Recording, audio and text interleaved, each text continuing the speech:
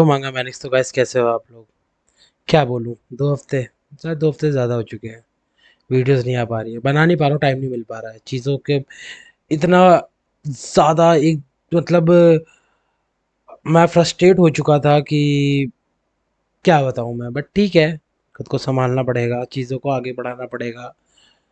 कुछ दोस्तों के चक्कर में कुछ ऐसा सिचुएशन में मैं फंस चुका था कि मैं एक्सप्लेन नहीं कर सकता यार। बस मैं इतना कह रहा हूँ। बट ठीक है, ये मेरी छोटी सी फैमिली है, 2-2.5 हज़ार सब्सक्राइबर हैं। आप लोगों की दुआ है कि चीज़ें नॉर्मलाइज हो चुकी हैं, मैं वापस से यूट्यूब को कंटिन्यू कर सकता हूँ।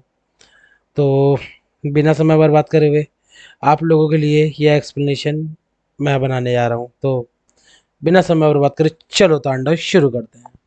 हमें दिखाया जा रहा होता है वॉशरूम का सीन, जहाँ पे हमारी इंजन रो रही होती है और कह रही होती है कि सच में यूं कर्मा, तुमने मेरे साथ ये सब कुछ किया, मैं तुम्हें छोड़ने वाली नहीं हूँ। तुम्हारी वजह से मैं यहाँ पे वॉशरूम में आके रो रही हूँ, मैं कितनी ज़्यादा बड़ी लूज़र बन चुकी हूँ। और तुमने आज भी मेरे को वॉक पे लेके गई, उसके अलावा तुमने ये मौका जीवन को दिया। जीवन वही लड़की है जिसको हमारी इंजन बहुत परेशान किया करती थी। और हमें दिखाया जा रहा होता है कि वो काफ़ी ज़्यादा फ्रस्ट्रेट हो चुकी होती है, काफ़ी गुस्से में हो चुकी होती है। मन में सोच रही होती है कि इवन वो लोग जो लूजर्स हैं उन्होंने भी मेरी फ़िल्म बनाई, मुझे मॉक किया सबके सामने। मैं सच में कैसे सबके सामने वापस से खड़ी हो पाऊँगी? उन लोगों ने मेरी वीडियो बनाई, मुझे डॉग की तरह घूमते हुए देखा।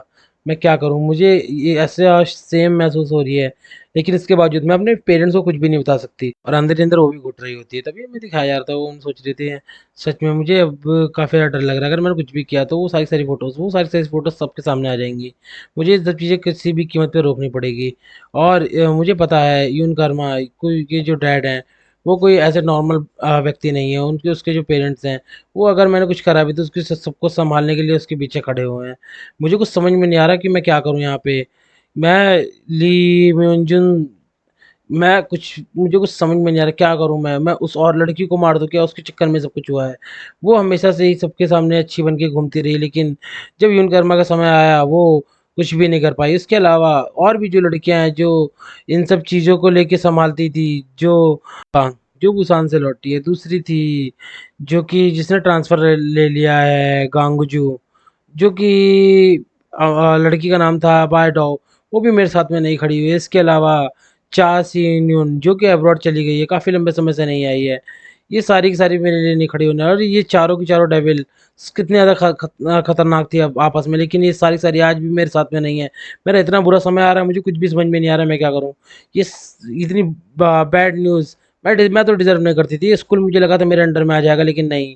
अब मुझे एक चीज़ पता है कि जो मोन युनजुन है वो उनका टारगेट रहेगी, तो मुझे पता है कि मुझे क्या करना है आगे। तभी मैं दिखाया बार आवाज़ आ रही होती है कि यून कर्मा ने सच में यही कर दिया। मुझे समझ में कितना ज़्यादा स्कैरी है यून कर्मा। और वो सच में मुझे लगता है कि वो साइको है और कुछ नहीं है। और वो ऐसे भी उसे ना डे बाय डे वो काफ़ी ज़्यादा खतरनाक हो रही है। लेकिन तभी दूसरी कह रही थी कि लेकिन इसके बावजूद तुम्हें पता है ना, ये स्कूल जो है वो पूरी तरह से कर्स था। लेकिन यहाँ पे और बहुत सारी क्रेजी लड़कियां थी, लेकिन उन सबके सामने एक साइको का आना वो काफ़ी ज़्यादा अच्छा है। और वो कहीं से कहीं तक भी बुरी नहीं है इंजुन से कम इंजु वो उन लोगों को सबक सिखा रही है जो हम लोगों से को परेशान करते हैं, जैसे कि इंजुन।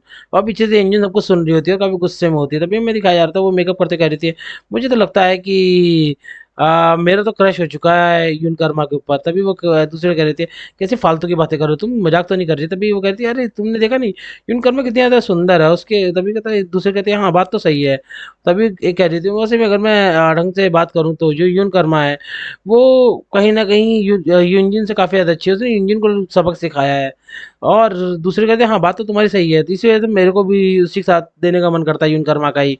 पीछे से भाई जो यूनजिन होती है काफ़ी ज़्यादा गुस्से में दिखाई दे रही थी, तभी मैं दिखाया दूसरी लड़की को कह रही थी।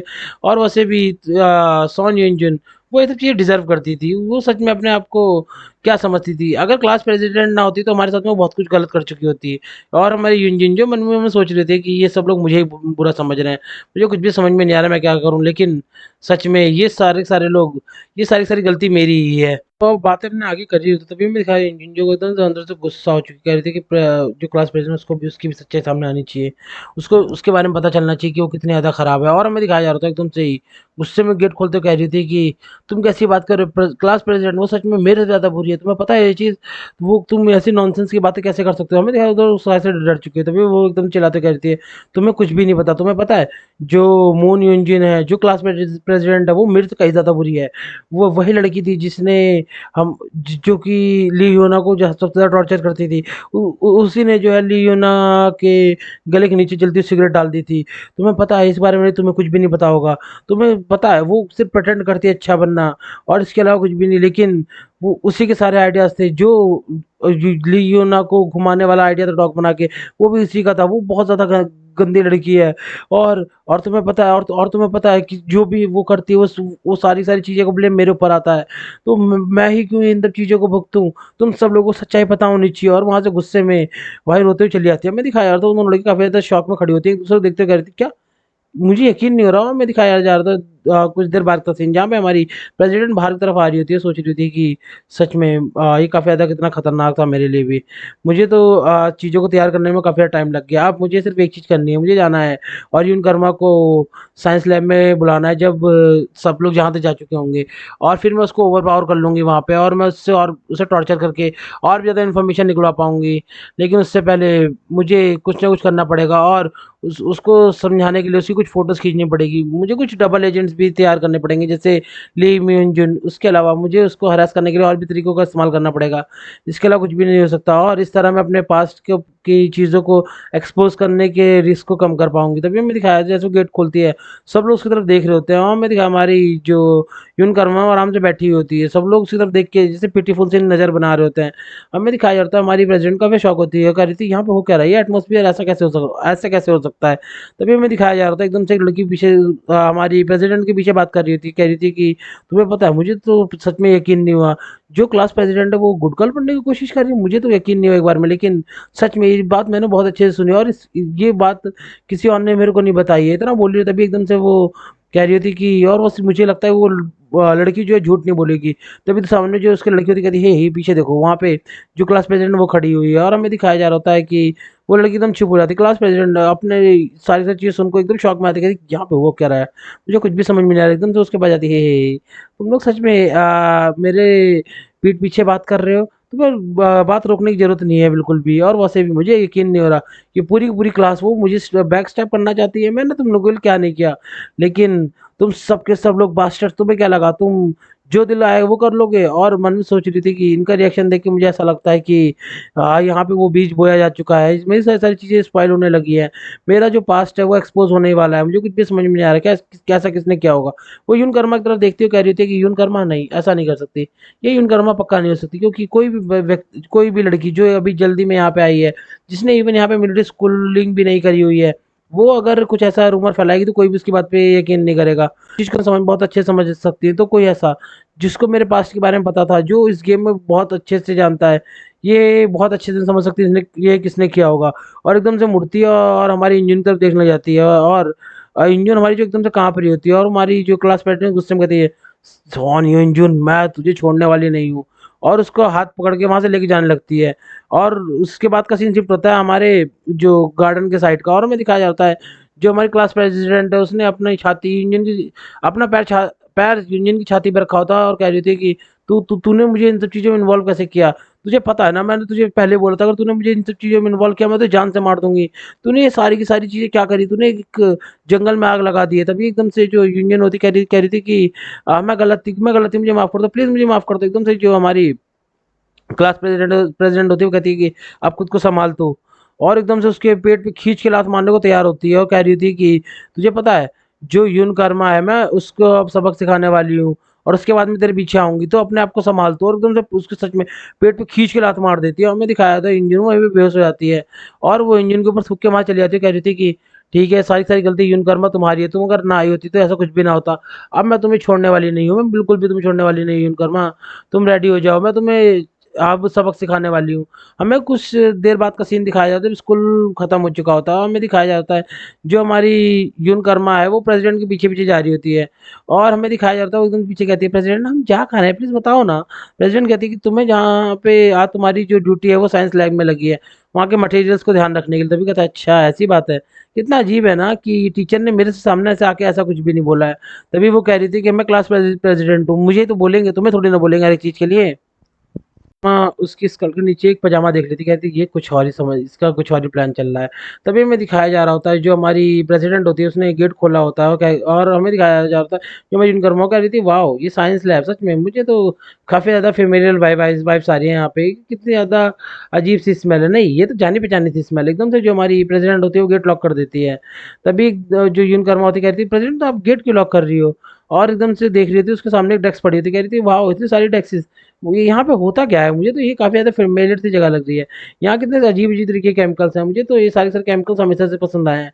तभी हमारी जो प्रेसिडेंट होती है वो एक शेल्फ़ के पास जाती है और एकदम से शेल्फ़ को देखने लगती है। उसके सामने एक एसिड रखा होता है, वो उठाती है, तभी हमें दिखाया जाता है जो यूनकर्मा होती है, उस सामान को उठा के ऑर्गनाइज़ करने लग जाती है, कहती है मगर प्रेसिडेंट तुमने मुझे ये सारे के सारे बॉक्सेस को ही सँभालने को क्यों बोला है? सारे के सारे मटेरियल सँभालने को मेरे को क्यों ड्यूटी मिली? इतना बोली तभी हमें दिखाया जो हमारी प्रेसिडेंट होती है उसने वो एसिड जो हमारी यूनकर्मा के ऊपर डाल दिया था। यूनकर्मा अपने आप को थोड़ा-सा साइड में होते हुए अपने आप को बचा लेती। तभी हमें दिखाया जाता है जो प्रेसिडेंट होती है उसने अपने बैक किक का इस्तेमाल करते हुए यूनकर्मा को काफ़ी दूर ले जाके गिरा दिया होता है। यूनकर्मा ने अपने हाथ का इस्तेमाल करते हुए उस सारी चीज़ों को रोक लिया होता है। तभी हमें दिखाया जाता है वो कह रही थी कि तो ये एसिड का अटैक तुम्हें कैसा लगा? उसके बाद में तुमने किक को भी ब्लॉक कर लिया। सच में तुम काफ़ी ज़्यादा खतरनाक हो और मुझे नहीं लगा था तुम अपना गार्ड इतने देर तक अप करके रखोगी। थोड़ी-सी तुम्हारे अंदर स्किल्स तो है।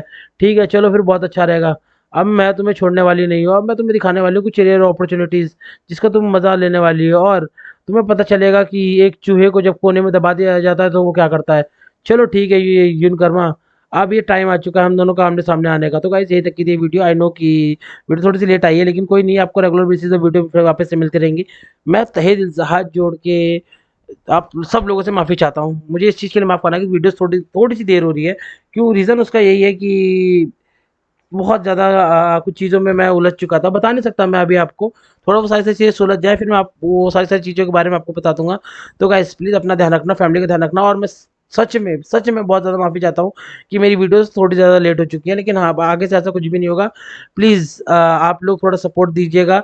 अपने फैमिली को तो नहीं कहूँगा, अपने दोस्तों वगैरह को ये सब चीज़ें शेयर करते रहिएगा। जो मांगा और एनिमेज़ का थोड़ा-सा दीवाना है, मैं अच्छी-अच्छी मांगास ढूँढता रहता हूँ। उन मांगास को बहुत ढंग से एक्सप्लेन करने की कोशिश करता हूँ। मैं कुछ इक्विपमेंट्स के लिए भी पैसे जोड़ रहा हूँ अब। धीरे-धीरे करके सारी चीज़ों को मैं और अच्छे से आपके सामने प्रस्तुत करूँगा। तो गाइस यहीं तक की थी वीडियो। अपना ध्यान रखिए, अपनी फैमिली का ध्यान रखिएगा। Bye bye.